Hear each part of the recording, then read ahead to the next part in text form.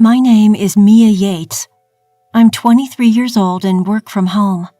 I have a kind older brother, 5 years my senior, who is currently engaged.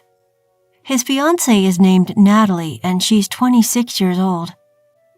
Her personality is the complete opposite of mine. Whereas I'm not good with interacting with people, Natalie is very lively and easily makes friends. Natalie has already become close to our parents and often comes to our house alone. Today, too, she came without contacting us in advance. When the doorbell rang, my mom knew it was Natalie and greeted her with, "Welcome." Natalie came into the living room with my mom, saying, "I'm back."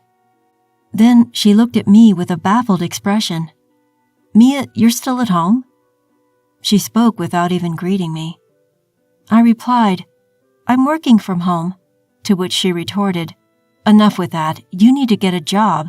Unable to argue, I decided to retreat silently back to my workspace.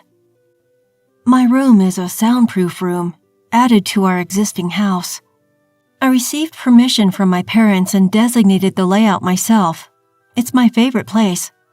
Of course, I paid for all these modifications myself.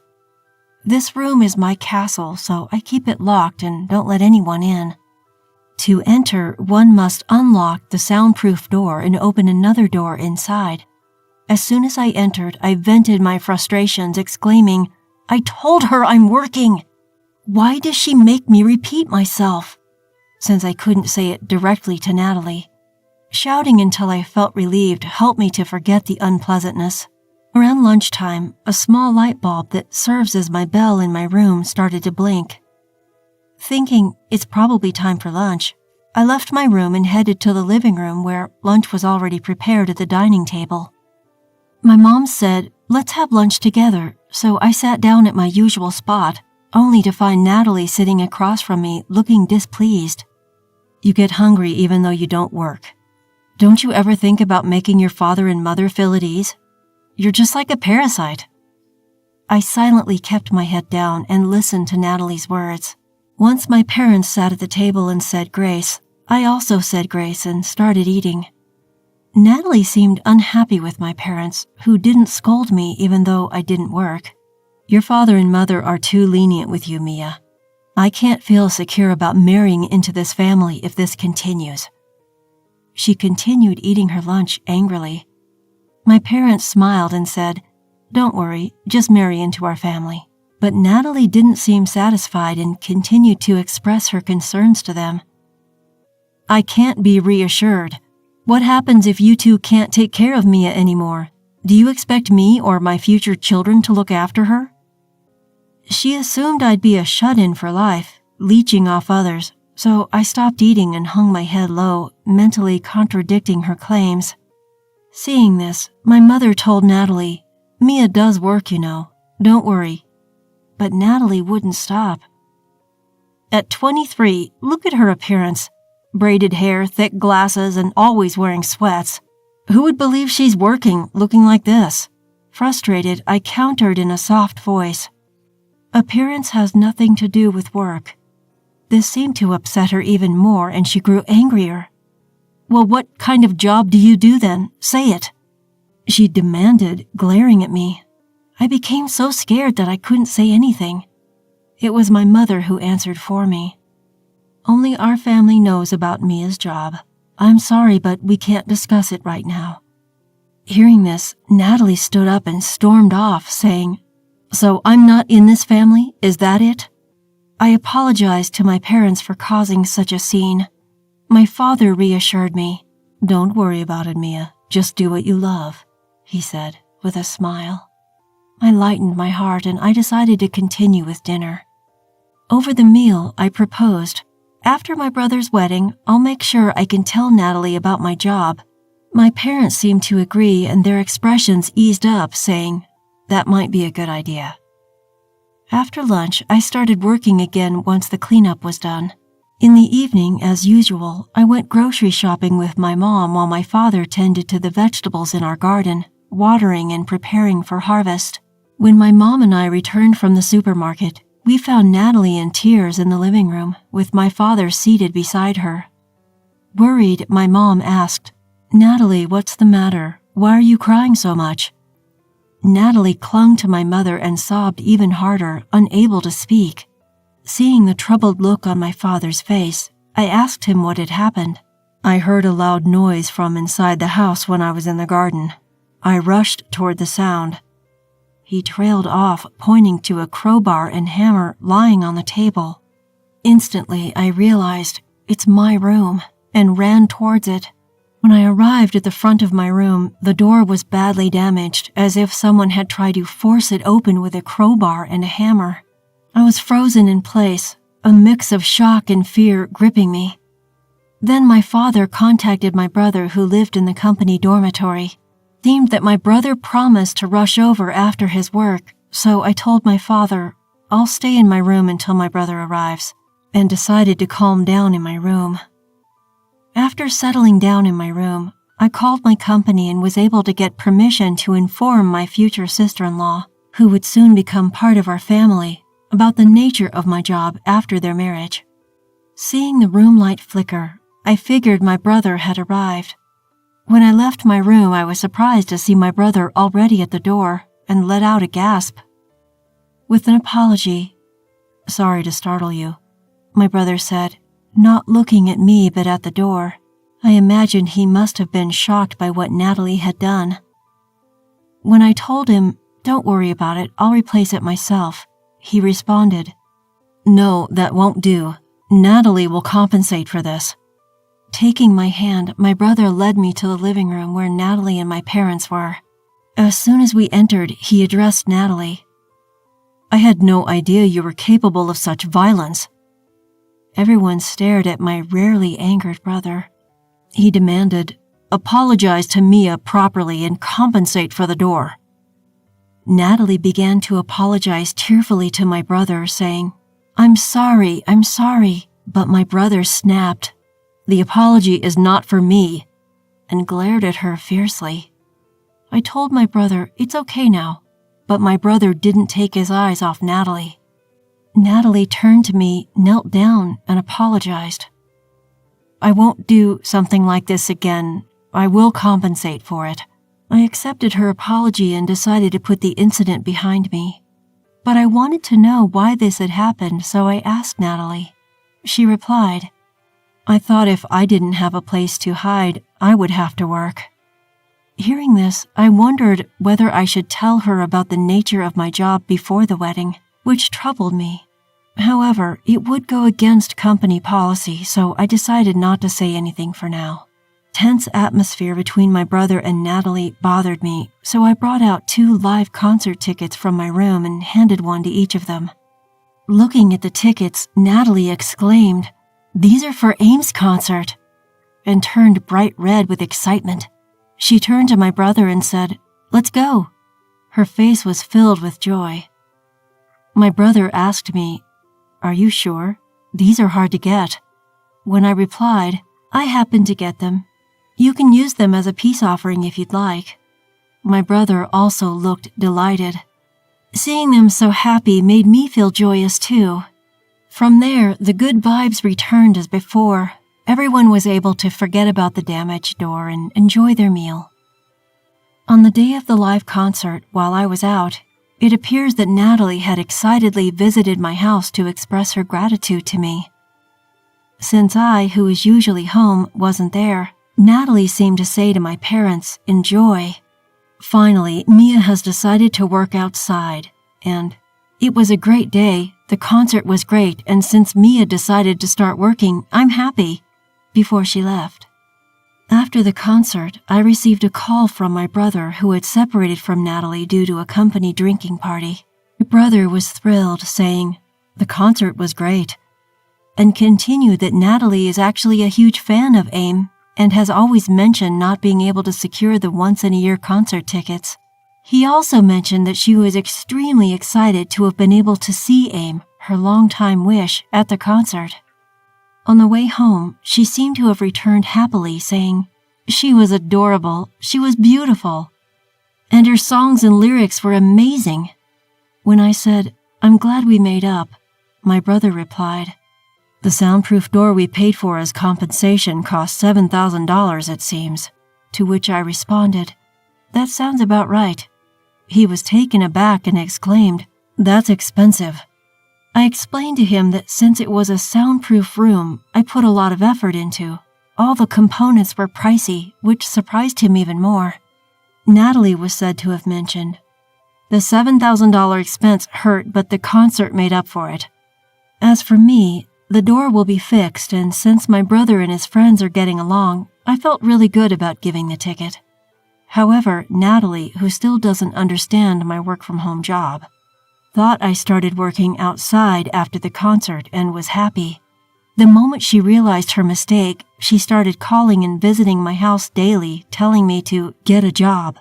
I was hoping to endure it until the wedding ceremony, but things only seemed to escalate. Even if I didn't want to see her until the wedding, Natalie frequently pushes the call light switch to my room. Being summoned, I leave my room and go to the living room, where she nags me with, "Get a job before the wedding," and "I don't want a jobless NEET in the family." To distract Natalie, I hand her AIM merchandise like mascots in file cases that I received from my previous company. At first, Natalie received her favorite AIM goods without question, but eventually she started to wonder and asked me, "Why do you have so much AIM merchandise?" Reluctantly, I replied, "A friend who works in relation with AIM's company gives them to me." Upon hearing this, she smiled and her mood improved even more as she said, "Please get me more tickets next time." However, there's still a problem. She seems to want more merchandise and started making a fuss about being allowed into my room, causing me trouble. I managed to stop her a few times, but I was worried that she might break the door again, so I mustered up the courage to give her a stern warning. "Natalie, if you break the door again, it won't just be the door fee this time. Last time I paid for the repairs. Next time you will be the one paying." Upon hearing this, Natalie's face turned pale. I wonder if she really was planning to do it again, I thought to myself. All I could do was hope that the wedding ceremony would be over soon so I could be free. Even after that, until the wedding day, there was never a day when Natalie visited and the call light didn't flash. I can't count how many times I shouted, "Enough already!" in my room. I tried talking to my brother about it, but he was in a resigned mode, saying, "I've told Natalie over 100 times that Mia's working, but she doesn't seem to listen to me." In my mind, I told my brother, "Hey, you should get angry, like when she broke my door." But there was no hope in relying on my brother, who had said he was busy, finishing up a ton of work before the wedding. Otherwise, he wouldn't be able to go on the honeymoon. So I had no choice but to give up. Then finally, it was the day before the wedding. As expected, it seemed that both of our parents would spend the day before the wedding together, so we had a fun night reminiscing and looking at albums of us when we were young, with the 4 of us family members together after a long time. When I mentioned, "When I get married, my brother will have his own family, so it'll just be the 3 of us with our parents on the day before the wedding. It's a bit lonely." My brother replied, No, I'll come here and spend the day alone on that day." I was glad he said that. In that calm space, my brother's cell phone rang. It was a call from Natalie.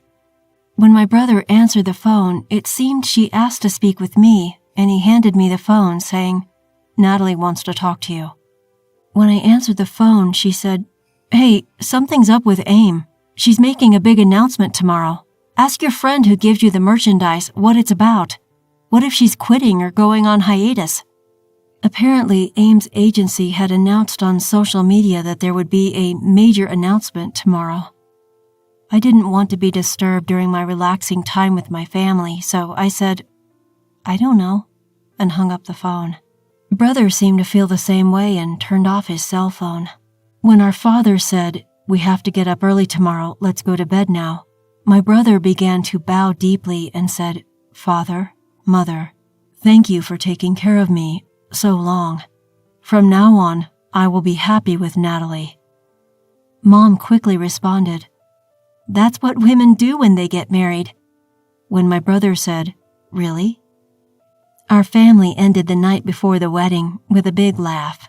Finally, the day of the wedding arrived. I told my family that I would be a little late in the morning, and my parents and brothers went ahead to the venue. When I arrived at the venue a little later, I went to the waiting room to convey my congratulations to Natalie and knocked on the door. There, Natalie, the beautiful bride, was sitting alone, fully prepared. The moment I was about to say my congratulations, the beautiful bride turned into a demon and said, "Hey, I still had something to say yesterday when you hung up the phone." I apologized, and when I asked what she wanted, she said to me, "You can go home now." I said, "But it's my brother's wedding." And she said, "I've been telling you this for a long time. Why didn't you get a job after all I've said? I don't want people to think you're part of the family."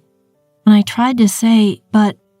Natalie walked up to me and got close to my face and said, "If I say go home, you go home," and closed the door with all her might. Feeling dejected, I retreated to a separate room that had been reserved for me.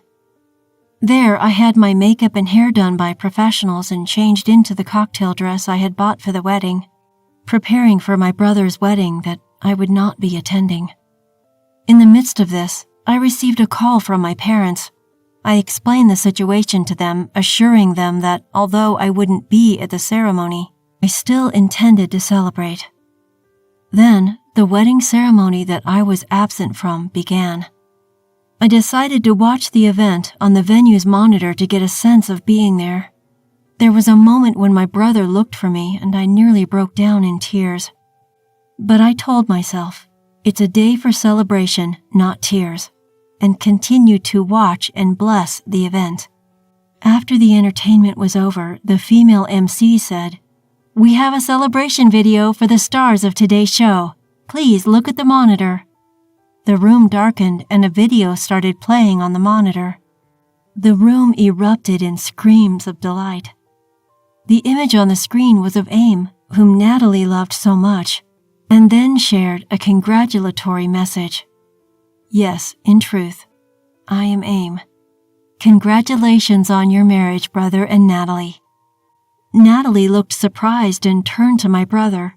He seemed to be saying, "That's Mia. I've been eagerly awaiting this day, but I'm sorry I couldn't attend due to urgent matters." After giving a false excuse for my absence, I shared a simple congratulatory message, then revealed, "Natalie, I'm sorry I never told you that I'm part of your new family. However, I've decided to work overseas. We probably won't see each other in the future, so feel free to pretend we're not family. Oh, and I wasn't a shut-in. I was working in my home studio." Although I let a bit of sarcasm slip, I ended my message saying, "I wish you happiness." I'm a singer-songwriter named Aim who gained popularity on social media. My stage name, Aim, is my real name, Mia, spelled backward. I worked from home, recording songs and writing music after joining a talent agency.